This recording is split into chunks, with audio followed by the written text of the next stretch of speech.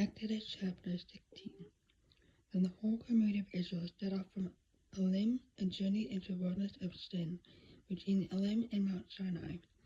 They arrived there on the 15th day of the second month, 1 month after leaving the land of Egypt.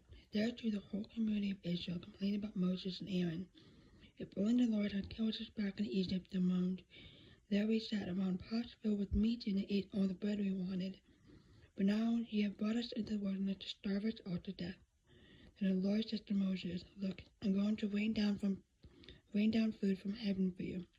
Each day the people can go out and pick up as much food as they need for that day. I will test them in this to see whether or not they will follow my instructions. On the sixth day they will gather food, and when they prepare it, there will be twice as much as usual. So Moses and Aaron said to all the people of Israel, By evening you will realize it was the Lord who brought you out of the land of Egypt. In the morning you will see the glory of the Lord, because he had heard your complaints, which are against him, not against us.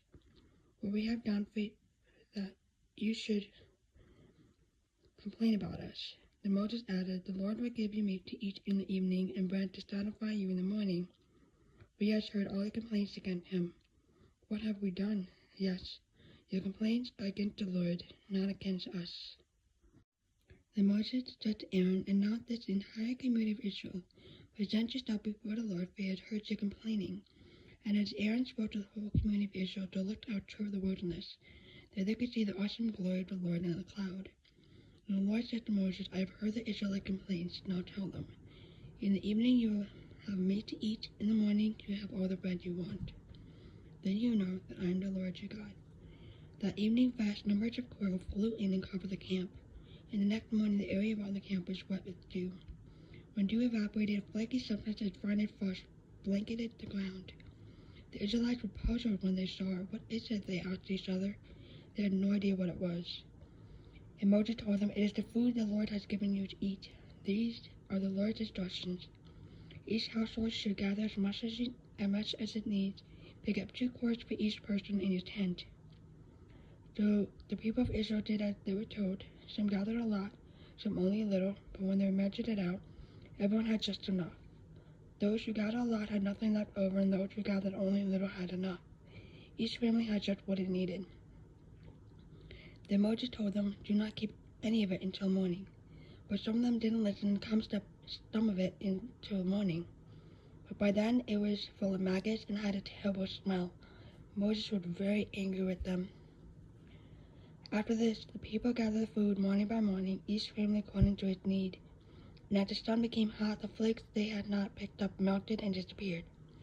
On the 6th day, they gathered twice as much as usual, 4 quarts for each person instead of 2. Then all the leaders of the community came and asked Moses for an explanation. He told them, This is what the Lord commanded. Tomorrow will be a day of complete rest, a whole Sabbath day set apart for the Lord. So bake or boil as much as you want today and set aside what is left for tomorrow. So they put some aside until morning, just as Moses had commanded, and in the morning the leftover food was wholesome and good without maggots or odor. Moses said, Eat this food today, for today is a Sabbath day dedicated to the Lord. There will be no food on the ground today. You may gather the food for 6 days, but the 7th day is a Sabbath. There will be no food on the ground that day. Some of the people went out anyway on the 7th day, but they found no food. The Lord asked Moses, How long will this people refuse to obey my commands and instructions? You must realize the Sabbath is the Lord's gift to you. That is why he gives you a 2-day supply on the 6th day, so therefore there will be enough for 2 days. On the Sabbath day you must each stay in your place. Do not go out to pick up food on the 7th day. So the people did not gather any food on the 7th day. The Israelites called the food manna. It was white like coriander seed, and it tasted like honey wafers. Then Moses said, This is what the Lord had commanded. Fill a 2-quart container with manna to preserve it for your descendants, and later generation will be able to see the food I give you in the wilderness when I set you free from Egypt. Moses said to Aaron, Get a jar and fill it with 2 quarts of manna. Then put it in a sacred place before the Lord, preserve it for all future generations. Aaron did just as the Lord had commanded Moses.